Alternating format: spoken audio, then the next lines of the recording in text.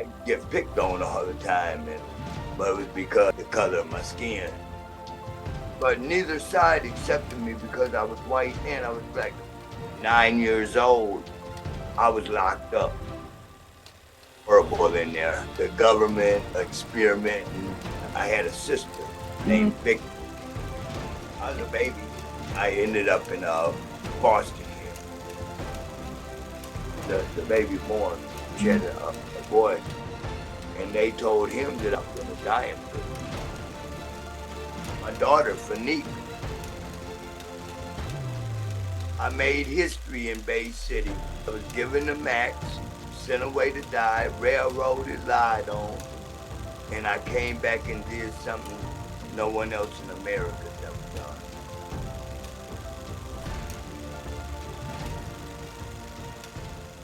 And today we have a very special guest with us. His name is Michael Holder, and he's truly an extraordinary person. Michael has endured and overcome so much in his life, and today he's here to tell us the whole story. Michael, how are you today? Hey, I'm good. Thank you for having me, Lilia. Of course. So, Michael, tell us a little about yourself. I know there's a lot, so let's start with your childhood. So, where were you born? And who were your parents? And are you close with them? Give us a little background. Okay. I was born in Jackson, Michigan on September 15th, 1961. My mother was named Mary Ann Shear, and she was a 20-year-old white woman from Louisville, Kentucky. And my father was named Rufus Holder, and he was a black man from Huntington, Tennessee, and he was 29 years old. How they met in Jackson, Michigan, I have no idea. Do you say are they both from Michigan or no? No, neither one were from Michigan. My mother was from Louisville, Kentucky. Got it. And Okay. my father was from Huntington, Tennessee. Tennessee, yeah. Okay. And they met in Jackson, Michigan somehow. I never found out, but they met somehow in Jackson, Michigan, and then I came along. You were the first one? Yes. And my dad, he was a hustler, and he was in the streets. He had women, and he was in the streets. So he wasn't there when I was born. So when the doctor seen me, back in 61, all them years ago, when a doctor seen me come out of a white woman, they automatically assumed that I was a white baby. Mm-hmm. So on the birth certificate, they wrote Michael Stephen Shear, race Caucasian. Mm-hmm. And my mom, she was when she took me home, my father had came from Bay City. He was living in Bay City then. She was in Jackson. Mm-hmm. He came to visit us, and the landlord came over to pick up the rent. And he looked in there and seen my father there, a black man in the house. And he instantly evicted my mother. What? And she couldn't go back to her family because she had been with a black man. So I ended up in foster care. She had tried to keep me wherever she could, but CPS finally called her. Why'd you end up in foster care? Because she didn't have no house, no place to keep me, and she was like pretty much couch hopping just wherever she could be, because her family had disowned her for being with a black man. And so I went into foster care, and then she got with a rich white man named John Lawfer from Jasper, Michigan. Mm-hmm. He owned Eminem, Harlan, and he had stuff, but he was racist. So when his company would come over on the weekend, a year after I was born, I had a sister named Vic. She was born, and we was together in the foster care, and then we went to my mom's, but she went back to the foster care, but they didn't look at me. How old were you when you ended up in foster care? I think probably 2. 2. 1.5, 2, something like that. Yeah, I was a baby. When did you go back to your mom's? Probably about 3.5, 4. Mm. about 3.5, 4. She got with this rich white man, and he lived in the country. There was no blacks, all whites. And I get picked on all the time, and I never could understand why, but it was because the color of my skin. But I never understood it. And I went through that there. One day I was out playing in the front yard, and it was on a dirt road on Baker Road in Jasper, Michigan. And I was in the creek. I was about 5 years old, and I was playing with the butterflies and pollywogs in the creek. And I seen dust coming up down the road, and then it stopped. The car stopped. You know how dust flies up on the coming down the dirt road. And they stopped, and they grabbed me and threw me in the car, and they took off and took me up in the woods in Hudson, Michigan. And it was my aunt and uncle and their son and his girlfriend. That was on your mom's side, or? Yeah, my mom's side. And I went to school. I had a black eye, and they knew that John was racist, and they thought he was abusing me, and he whooped me. And when he turned me over the knee, I hit the corner of the collar, and I had a black eye, and they took me. But they were poor, but they were Christian. They were real Christian, and I stayed there probably a year and a half, 2 years. Went through the same thing, go to school, get beat up. My aunt had to walk and pick me up. I always was getting beat up for the color of my skin, but I never knew it. I was too young to. How old do you think you were at that time? Probably 6. 6, but there was no blacks. Yeah. There was no blacks around. It was all whites, and I thought I was just like everybody else. I didn't know. But finally my mom got tired of with John and the racings, because when he had company, me and my sister would have to go upstairs, and we couldn't come out. We'd have to go up there and hide and be quiet. We couldn't, be seen or nothing. She had an extra key made, and she took me to my father. My father was the black man that was the pimp and the hustler and had the women, and and he had a woman named Dolores, became my stepmother. They got married so she could keep us because she had a record. But she kept me and my sister. We had to go back to foster care in Jackson for a minute, but they got married, and then we was able to come back. I went to Bay City. I was 7. It was in 1968. I was 7 years old, and she left us, and she told me that she would be back, but she never came back. And my dad, he was mom. my natural mom. She left me with my dad in Bay City, Michigan, in 1968, and she said she was coming back, but she never came back. And we ended up having to go back to foster care, me and my sister, and then they got married, and we came back, and she raised us. My father, he was a pimp and a hustler. He was in the streets, he was getting money, and he didn't have time for me, and he eventually left my mom and got with another woman that became like a mother to me, both of them. But my mother, Dolores, the one that raised me. When they got married, she did the best she could. But at 9 years old, I was locked up. I was sent away in handcuffs, put in a cell. What happened? That was in Bay City? Yeah, Bay City. And that's when they... Up at 9. What happened? I was going to school, and I was always getting teased. And they called me Zebra, Mulatto, and just Oreo cookie, just half-breed, just names. And this one kid kept calling me names, and he'd run up on the porch on the way home from school. He'd run up on his porch, and then his dad or his mom or whoever would come out, bigger people, adults, and I'd leave. But one day I was coming home from school, and I seen him on that Ferris wheel thing, where you Yeah. run and you jump on. I seen him on there going around, and I looked down on the ground, and I seen a piece of a broomstick. And every time he'd go around, I'd hit him with it and try to make it go faster.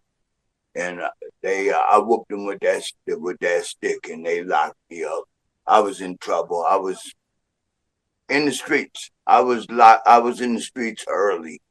I So they mean, locked you up because you hit him? yeah, Even though yeah, wouldn't that be kind of self-defense, kind of?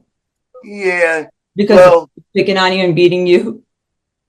yeah, yeah. But they didn't see me hitting him. They didn't see what all had been happening to me. They Yeah. didn't see that, and they didn't really care because I was, I ain't had nobody to really, my stepmama, she did what she could, but I was, there was 6 of us, Mm. and then there was times there was others that would come in. My stepmom, Lord, she was like my mom. She had a big heart, and she was Christian, and she did her best. She loved me, I knew as long I never asked none or never got visits or nothing like that there, but in the county I did. Was it juvenile, or was it actual, like, where did you end up at 9? Traverse City State Hospital. Okay. Traverse City State How Hospital. long were you in there for? I was in there from 1971 to 1972. And that was just because of hitting that kid? Yes.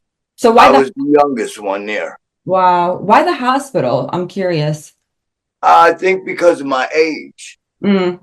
And I think it was just because I was, I was doing, crazy things. I was in the streets. I was stealing, and I wasn't doing what I should have been doing. I was doing bad things. I didn't have no father or no mother. I had stepmom, but like I said, she was, there were 6 of us, 6 of us kids, me and my sister, and then she had 4 children, my brothers and sisters. Mm-hmm. That's that's where that went. Yeah, I stayed there until 72. I got out, went back home. They changed my name from Shear to Holder. Who's they? My father in the courts. Okay. I later on down the line, I realized, there was something in there where they didn't want me to have that Shear name because they got the Shear condominium buildings. They were rich and they were white, and they're still there. It's still there in Bay City, Michigan. So you think they changed your last name because they didn't want you to have anything to do with that? That family, yeah. Yes, definitely. Sorry. Yeah. That's but I never went down. I've never went in there. I've never asked them for nothing. When I came home after I did my thing in Florida, I came home. They had a family reunion, and I went. Wait, that was in, you said in Florida? And when I came home from Florida, I came back to Michigan. So you were in Traverse City until 72, correct? Yes. Okay, and then how did you get to Florida? I'll wait till I get there because I was going to tell you about the family reunion I went to on the Shear side, and it was all whites, but they knew who me and my sister were. We went together, and I got out of that in 1972, and shortly after, I think I was 12 or 13. Me and my brother were downtown. My half brother, my brother Danny Boy, and we were downtown. And I wanted to ride the rides. Me and him wanted to ride the rides, but we didn't have no money. And I looked over there and seen a bank. And I said, in Michigan or Florida? In Michigan, Bay City, Michigan. Okay. After I got out of Traverse City State Hospital in 72. They had, the sidewalk days, and I seen it, and I seen the money truck, the Brinks where they come in and then they take the money and put it and roll it in. Yeah. And I told him I was going to take the money. And he said, I'm going home. I said, okay, well, after I get it, I'll meet you at home. And I grabbed the bag of money and I ran down the alley. I never made it out the alley. I never seen what was in the bag. I got caught and I got locked up again. And you were 10 at the time? 10 I years old? that was in 70, I want to say 74. Okay. 73, 74. Mhm. Because I went in, I got locked up at boys training school from 75 to 77. And that was BTS, Whitmore Lake, Michigan. It was PPC, Pure Positive Culture. And it was mostly the people in there in 75 and 77 were the gangbangers from Detroit. The Earl Flynn's, the BKs, they even, I was there when they came up there and shot into the place, trying to get their boys out, Michael Hayward and Daryl Hayward, back in the 70s. And I did from 75 to 77 there. I got out. I wasn't out no time, probably 60 days. And I got locked right back up from 77 to 79. I was in Green Oak Center, maximum security. Why did you get locked up again? Stealing, just being a menace to society, just acting out, just never, not going to school, just not being a good person, not making good choices, making horrible choices and doing bad things. Stealing. Yeah. Michael, why do you think that was a result of your childhood? Why do you think you started doing things like that? Was it for attention? Yeah. I wanted to be accepted. Mm-hmm. But neither side accepted me because I was white and I was black. The whites didn't like me because they had black men. Blacks didn't like me because they got white in me. So I stole, and a lot of times I'd steal and I'd give it away. So people would like me, so people would accept me. I just give it away. And it just kept on until 79. They couldn't hold me no more. And I was there in maximum security for 18 months. When I turned 18, they had to let me go. They couldn't hold me no more. I was a man. That's what, was said is, when you turn 18, you're a man. And they let me out, and I was right back out in the streets, acting up. And I was with my dad and Uncle Fred Mabine, and there was another guy there, and he said he was leaving, going to Alabama. And I heard that my mom had lived in Florida. And I knew Alabama was close to Florida. And I said, I'm a man. And Florida got, pretty girls, fast cars, oranges on the trees and beaches. I can go live off, I can go there and make it. I done made it through all that other stuff that I've been through. And if you don't know about 1971 Traverse City State Hospital, man, that was worse than some of the adult prisons that I had went to. It was horrible in there. The government experimenting, seen a lot of horrible, ugly things. You want to share some things that you've seen there, or are they too much? Yeah, you know how you see it on the movie, you see them chained up with the ball and chain and their hair's down all over and everything's in it and bumps and different color eyes and one arm shorter than the other and all that kind of stuff. Yeah. There was some, I seen homicide, suicide, torture, everything in there. And I was 9. Jesus. And I was the first one to sign the bill. And they came out with a bill and it passed, I think it was February 4th, 1972. Then you could, somewhere in there, you could sign and you could sign. I was the first one down there to sign. You didn't have to. You could refuse mental treatment. Yeah. And I was the youngest one there, and I was the first. I think my honest opinion is, I believe the only reason they didn't experiment on me is because my stepmother would bring my siblings to come and visit me. And it wasn't no short way. It was from Bay City to Traverse City, Michigan. But they'd call, they would check on me. And so they knew that I wasn't a throwaway. Somebody cared about me. Somebody loved me. But oh my God, I seen one morning, a guy took his pencil and stabbed his eyes out. God. Yeah, I seen dude attack him and bite the guy's nose off. I seen a lot of stuff. They're crazy. And I was in there. I was in the padded room. Yeah, I went through a lot there, but I wasn't nowhere near, nothing like that, Thank God. I was a mess because I didn't have no guidance, no direction. I didn't have no mother, father. So, but yeah, I got a ride with the guy when I turned 18. After I got out, I wasn't out no time. I think I had $20-some in my pocket. I didn't have nothing. And I thought I was a man, and I said, I'll go to Florida and I'll make it. I got to Florida, and it wasn't nothing like what I thought it was going to be.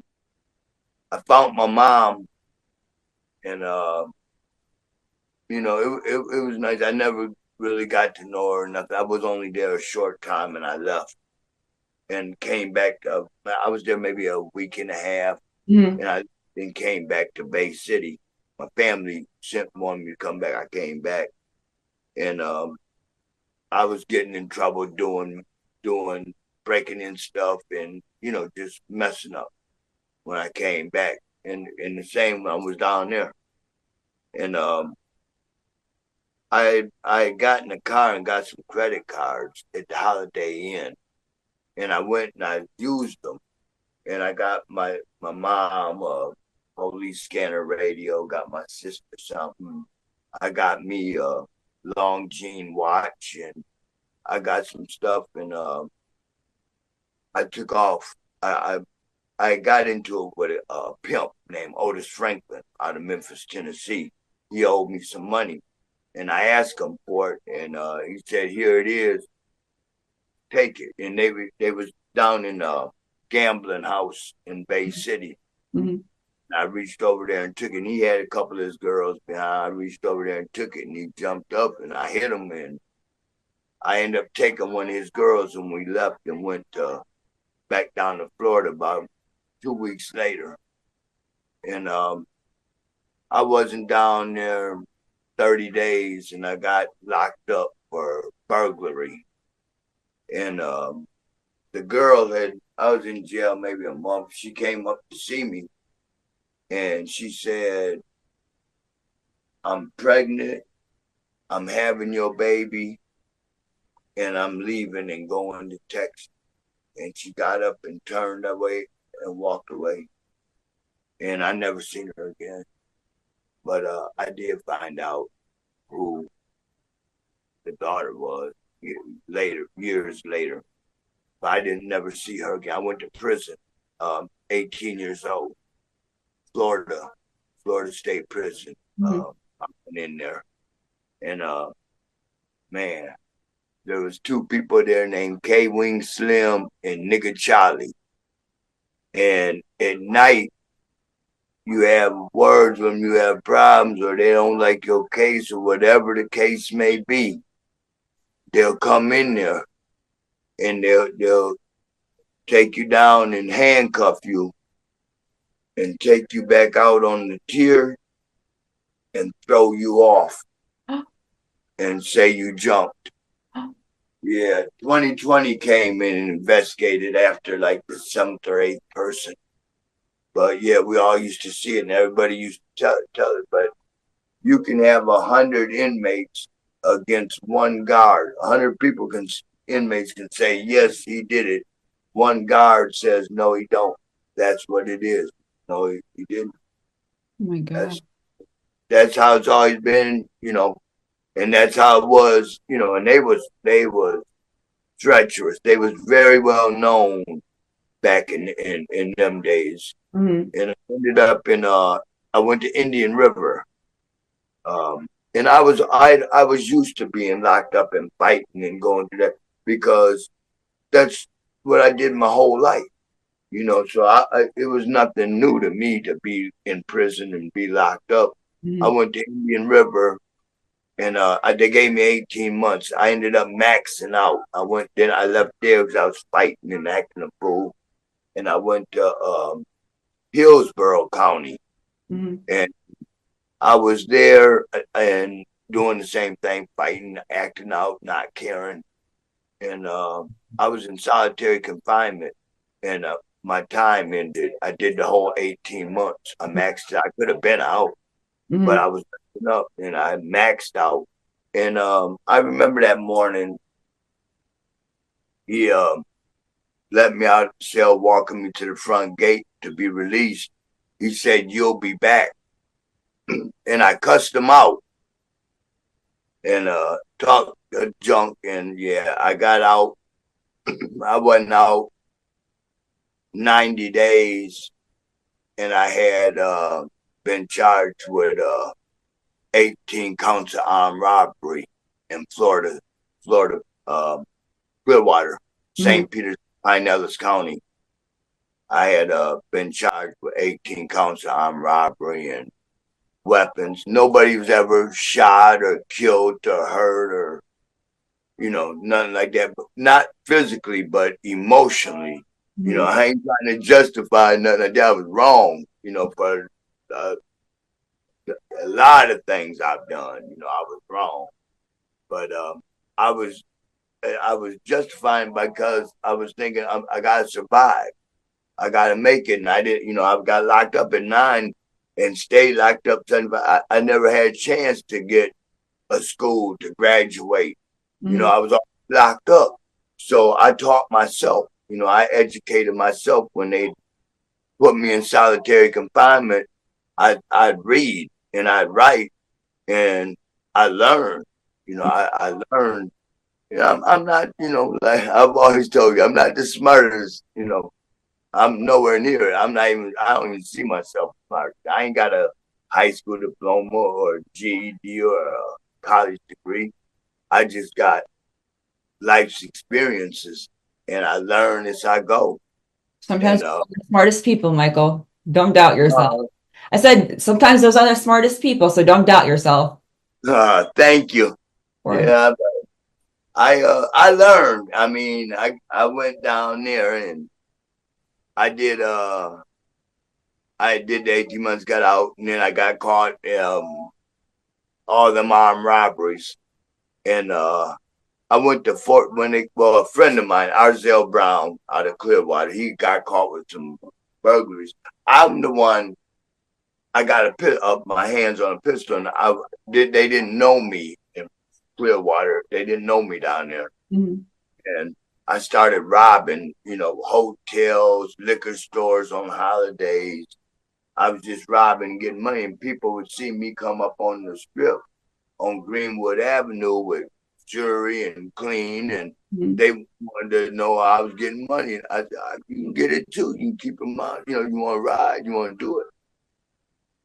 They started coming with me, and one of them got caught on a burglary and told on all of us on the robberies, and they charged me with 18 counts. I ended up pleading to 8. They gave me 8 20s, 15, and 18 years. 18 months. I did from 79, got out in 80. Oh, they gave me 18 months, got out in 80, went back in 81, and I got out in 90. Mhm. March 21st, 1990, I got out of Florida State Prison, and that was who I ended up getting ran together to one 20-year sentence with 3 mandatory, and I did way more than I should have, because back then you was getting day for day, plus you was getting 90, 60, whatever amount of days they needed per week to release that many people. Yeah. But it was, oh my God. That Florida prison is horrible. That, that's where I got big at. I was working out all the time, and I was a mess. I was still a mess. I was bad, horrible then, and it wasn't because that's how I was. It started out with me acting to be accepted. Yeah. To, I think, like, to keep it off of me, to not accept the abuse the bullying and the stuff that I went through. Mm-hmm. And I was working out a lot, and I got big. I got real big, and I was respected, and that's what I wanted. And I had a day, where I had my poker day, where you get seniority when you hit the yard. Everywhere I went in the Florida prison system, I was known. Mm-hmm. Everybody knew me. I couldn't go to a new prison and somebody on the yard wouldn't know me or know my name. And it's the same that it was in Michigan. Mm-hmm. It's always been that. And I've never joined a gang. I've never joined the movement or none of that. I've always been my own man, because I don't like nobody telling me what to do. Mm-hmm. I don't being told what to do, and I've always went against the system. I've always, that's just who I've been until that changed. How long were you in the Florida State prison system for? A little over 11 years. 11 years, and that was for the robberies? Yeah. Okay. Yeah. Tell us the stories that you experienced there in Florida. Some of the things I experienced there. If you want to share. Yeah. I shared one with you yesterday about I was in solitary confinement, and on the weekends, on Friday, they go home at 2:30. Everybody rushing, want to go home. And we in solitary confinement. So that's when we get our last meal at 2:30. And you can't get no more food until 5:36 the next morning. And you can't save no food. You can't have food in there. You can't get commissary in the hole back then. And you can't save no food off your tray. Mm-hmm. Like, if you want to save a piece of bread or some butter or something, you can't. Because if they turn your water off, they watch you. They come through and they catch you sleeping. They'll creep behind the back and turn your water off so you can't flush it. Oh my God. And then they'll rush in there. And if you get caught with food, with a piece of bread or a milk carton, anything, mm-hmm. that's neutral loaf. That's 3 days. That's where they take your tray and they put it in a blender. And they bake it for 3.5 hours, and it's all in there together. It's a chunk, and that's what they give you for 3 days. The first time is 3 days, then it goes longer. But all the nutrition and everything is in that chunk. Mm-hmm. The best one is breakfast. Breakfast, cereal and honey bun, whatever, it's all in there together. But them other ones, it's hard. It's hard, but I went through that day. I went through a lot. I've seen a lot. I've seen some things, some bad things in there.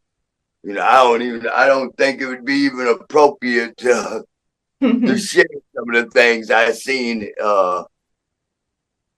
on here. I've seen some bad things that are in there. I seen when I was over in BTU, Butler Transit Unit. I used to work over in the East Unit, the Rock, and I was over there Porter, and a dude came in, and I seen him greet the other dude, like they was homeboys, because usually you don't touch, yeah. The tension's thick in there, and he told him, he said, hey man, he said, come on, you said that I got something you're gonna need it. He went up there and he gave him a shank, a piece of steel, you know, sharpened up. He said, "Here, man," he said, "you're gonna need this in here. It's better to get caught with it than to get caught without it." I seen a lot of horrible stuff in there. It was bad back in them days in the 80s, the late 70s, early 80s. Oh man, it was. I met some famous people in there. Murph the Surf, Jack Murphy. Mm. He's the one, the cat burglar in New York that stole the world's largest sapphire and the diamond. We was locked up there together, me and Jack Murphy. He wasn't a tough guy, but he was smart and he was a good guy. But his ball partner, Jack Griffin, he was a killer. He was dangerous. Yeah. He would, yeah. I was in there with him. Ted Bundy. You ever heard of him? Yeah, you were in there with him? Yeah. No way. That's wild. Yeah. Did you actually talk to him or anything? It was no. You know, you are the second person that I've talked to that's actually like seen him or met with him. I actually met with somebody. He was a juror analyst, and he before that he would speak with like prisoners and whatnot. And he told me he met with him one time in prison, and he said that man has no soul. He was like, I've met with so many people to see if they're like had a mental illness or anything. He was like, that man had no mental illness. He was just pure evil. Yeah. Oh, Yeah. there's some that, man, they'll kill you just because you breathe. Yeah. It's I seen a lot of bad things in Florida prison. I seen a lot of murders. I seen one dude the dude said good morning to Coffee Man. Coffee Man killed everybody in the house. He killed the bird, the dog, he killed everything in the house.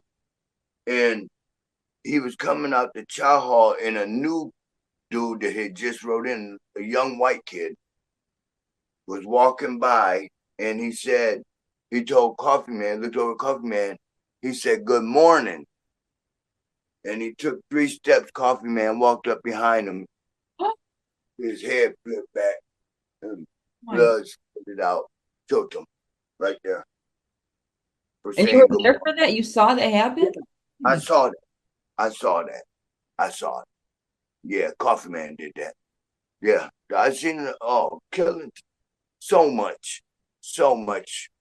I seen especially rats and child molesters. They when I went in there, they didn't have a chance. There was they didn't have a chance. It was just that's how that was. Now they're accepted. They got their own prison. But back then, no. Yeah. No. It was a whole different ball game. It was bad, and it still is. Michigan is totally different than Florida. Mm-hmm. How so? And Florida, there's more unity. They stick together. Mm-hmm. They rock out together. They ride out. Mm-hmm. And in Michigan, they're more humble. They let it go. They don't shake it like that. They don't tear up the place. And then when you go to rocking in one spot and they send the guards from the other prison, then that's when the other prison goes to tearing that up. That's how it was. They don't do that. That is not how they do it here. But down there, it's always hot. It's always, the heat and the food. Oh my God, horrible. Child food, horrible. It was bad. And there's just a lot of killing. There was a lot of killing. Sometimes there'd be 4 or 5 killings in one day in the Rock, in Rayford, one day. You could see the meat wagon come 4 or 5 times, taking bodies out. They had their own graveyard. They had their own graveyard, Cherry Hill. Yeah, in Union Correctional, the Rock. They called it the Rock, and I was in there with Mercury. He used to pay me $20 every Sunday to walk his wife and his kids up to the church for security. His name, you ever heard of Mercury Morris, Eugene Mercury Morris? No, who's that? He was the running back for the Miami Dolphins, the 1974 champions. They went undefeated. The only team undefeated under Don Shula. And he got caught. Yeah, he got caught with cocaine. His lawn man looked in the window when he's doing the yard and seen the cocaine on the table. Tried to blackmail him, told him he's gonna go to police if he didn't do such, give him such amount. And he ended up getting busted and going to prison. Yeah. So he was out of the pros at that point? He was no longer playing, or was it after he retired? I think he was retired. He was done. Because that was me and him met in 83. 1983 at Florida. We was in Florida City prison. And that's right in Miami, right outside of Miami, Homestead, Florida. The outskirts of Miami. And it had just opened up, and that they had sent Mercury from Rayford, from the Rock to there, Florida City. And that's where I met him at. I met a lot of people in there. You know, a lot of good people. I met some of the most gifted people I've ever met was in prison. Oh, they do things that you cannot, that blow your mind. You can't even imagine. The arts, the artwork, the stuff that they are. Oh man, yeah, numbers. They can see just one time numbers and they know it. Really? Wow. Oh yeah. How do you think you stayed strong? I mean, how did you stay strong in prison in Florida? I mean, it sounds like it was pretty rough down there. It was rough. I just posted a picture of me turning 22 in Florida prison. My best friend Hicks out of Clearwater, he's still down there with his wife and kids. He never been to prison, but we met when I got out of prison the first time in Florida. He would take me out. We go out.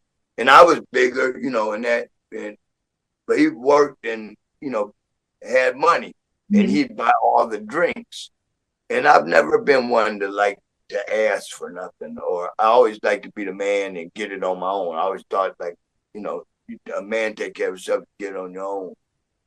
And I didn't like him we go out, I have to depend on him to buy me my drinks. Even though he didn't never say nothing, he had no problem. I had a problem with it.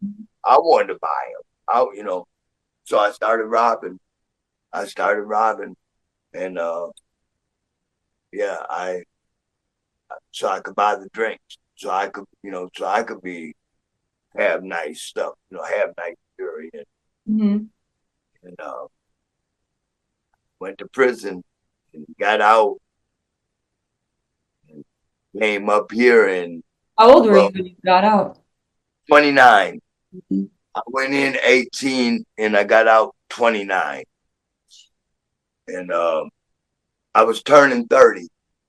And I got out, and Otis, the one I told you about that I had beat up and took my money and took his girl, and he had moved down there and came and seen me and looked out for me. Me and him became real close. We became very good friends. He came to visit me in prison. He looked out for me a lot, and I got out and he gave me a nice car, a Cutlass, a 1976 Cutlass. Yeah, powder blue with white interior, just clean, nice, beautiful car. and he looked out for me. And I met a female. I was going to get them food stamps. I was going to apply for food stamps. And I was big, and then I went over there, and I met this girl, and she asked me if I needed a ride, and blah, blah, blah. We hooked up, and my mom, I made a call because I got tickets. I went to pay them. I made a phone call home because I hadn't seen my stepmom in them for 11 years. For the whole time I was in Florida, but my sister, she would come and see me here and there. But my best friend, he came every birthday.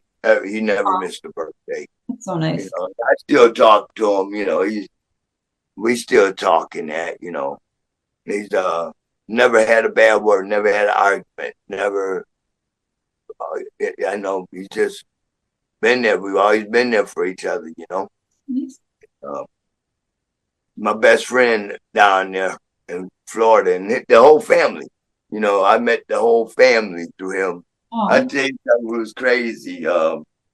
His mom and dad, I met them way back, in the early 80s when I got out.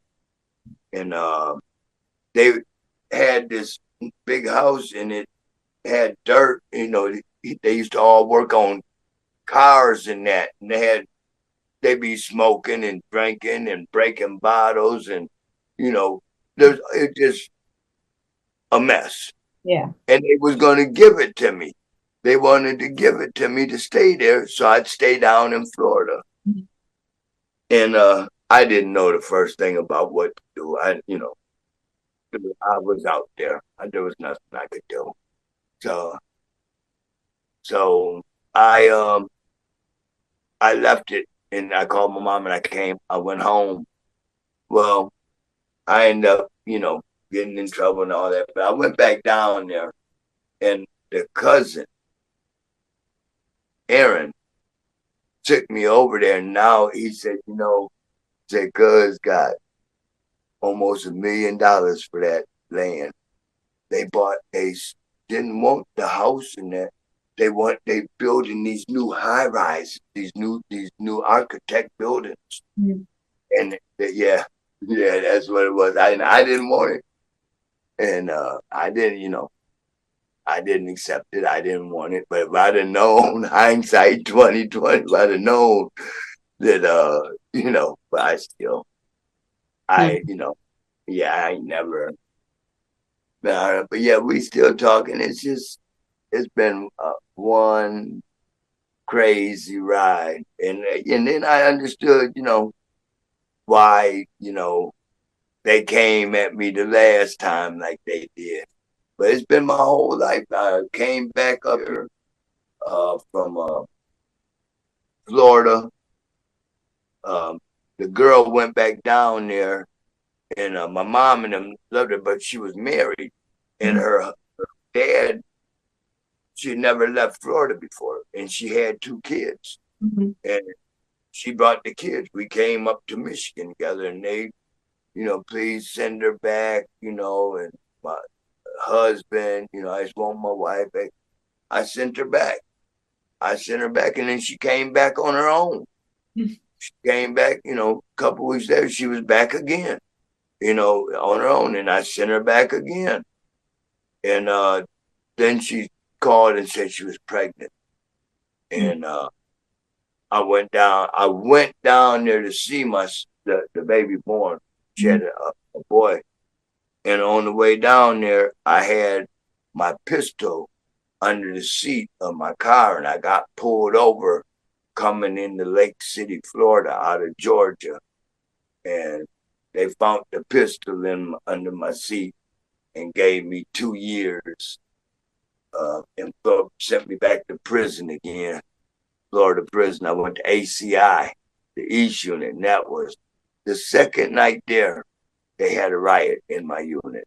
The second night, I get woke up to people getting hit in the head with pool balls and stabbed, and oh my God. And it just so happened, Richard Walker, Chop Chop, one of my boys from out of St. Petersburg, he was there, and he had a lot of respect. He had a good name. And he said, no, not him. He said, no, he's solid. And they took me and put me under the investigation, but everybody told him, said, no, he ain't had nothing to do with it. They wanted to make me have something to do with it. But I didn't. I got there the day before. I didn't even know nothing was going down or nothing. Right. But because of my reputation for doing, staying in stuff, I was caught right up in it. I was caught right up in it. And Everybody saved you, so. hey, yeah, it's once you get that reputation, it's hard to get away from it. Yeah, it is. And once you change, once I mean, that was all like, I got out of Florida prison. I was 29, turning 30. Mm-hmm. And I met, Debbie. She passed with his mother, but I went and got him after the last time. That was after my last bit. I flew out and went and got him.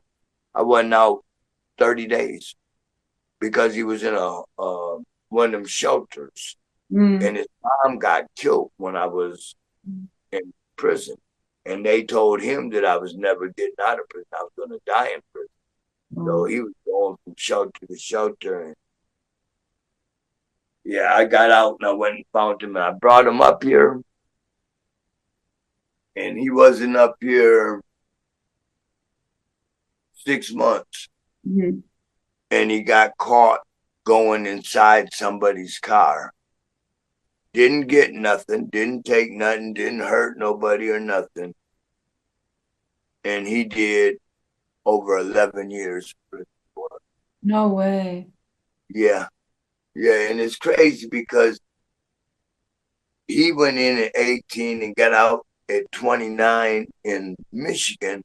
Mm-hmm. And I went in Florida at 18 and got out at 29.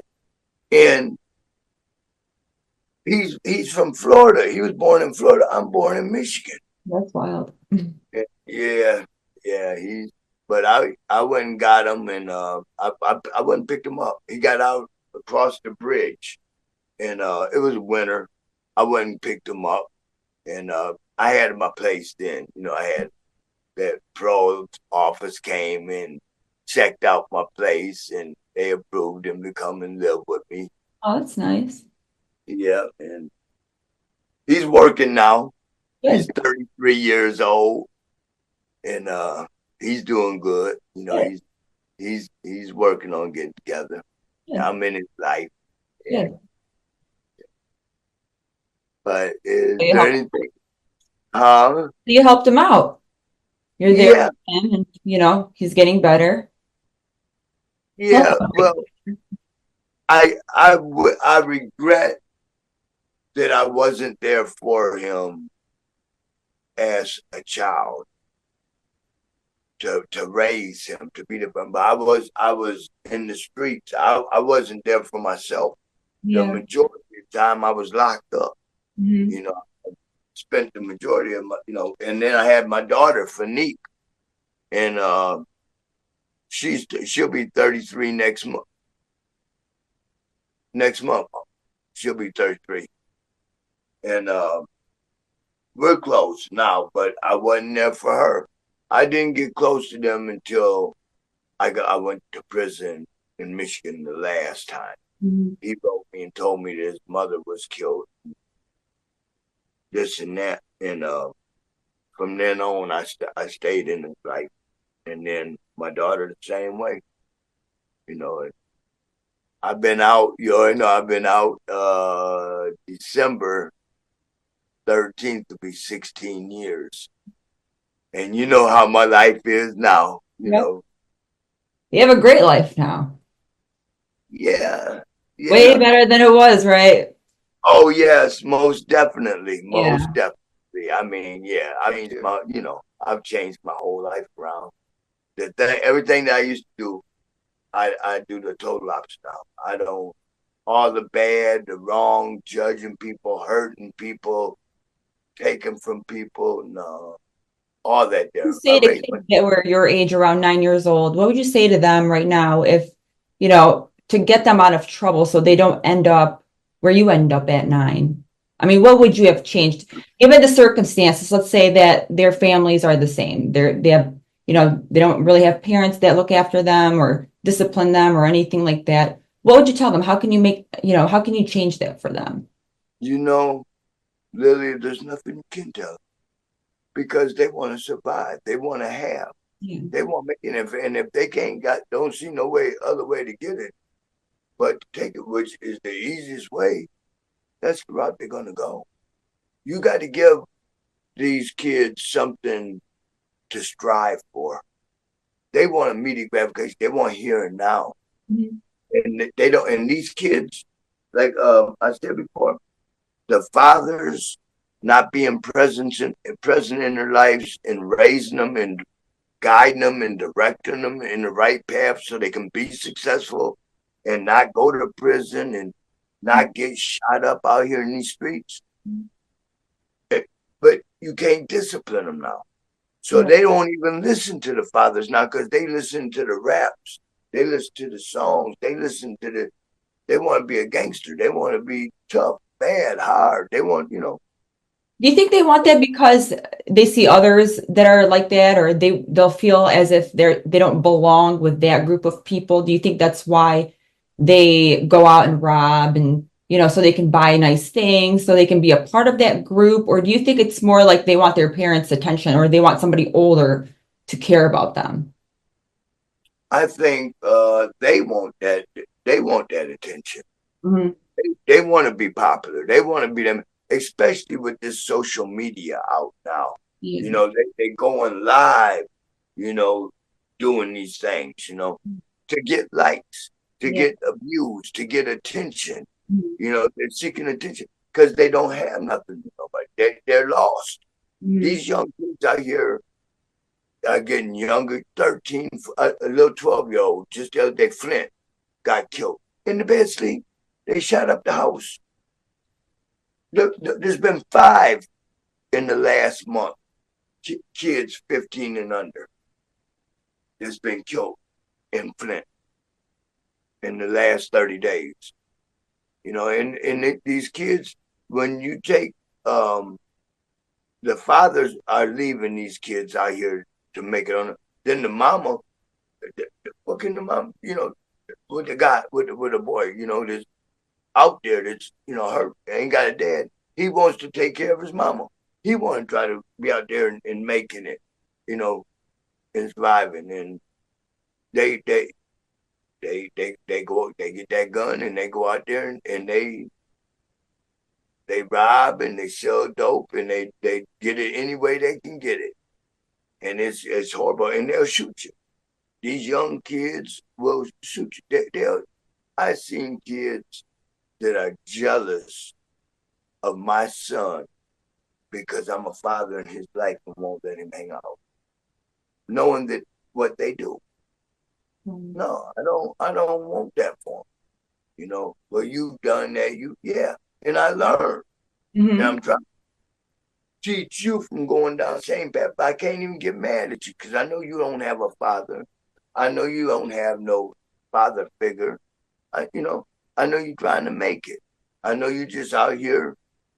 It's like you take a balloon and you blow the balloon up, and before you tie it, you let it go. That balloon, mm-hmm. That's how they are out here. They like a balloon that ain't tied. They ziggity boom. They all over. And it's sad. Yeah. It's sad. And, but I always, if you give me something rewarding to look after, to go after, like in jail or even in prison, they say whoever gets the cleanest block for the week gets late night power. You stay up until 2:00 instead of 11 o'clock. Yeah. Man, they clean. You don't see a speck of dust nowhere. The place is clean. Because they're working for something. They want something. It's almost like something, it gives them purpose or a goal to look after. Yes. Yes. But see, in the system now, you go in there, they dog you. They think your punishment, that they got to punish you.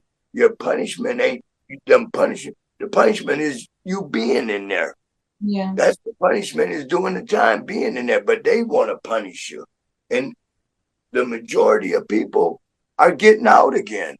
Yeah. And, you know, and you are out here assisting in the community. People don't forget, you can't poke a dog in the cage and they open up that cage, don't expect them to bite you. Right. You know, and then they come out here with nothing.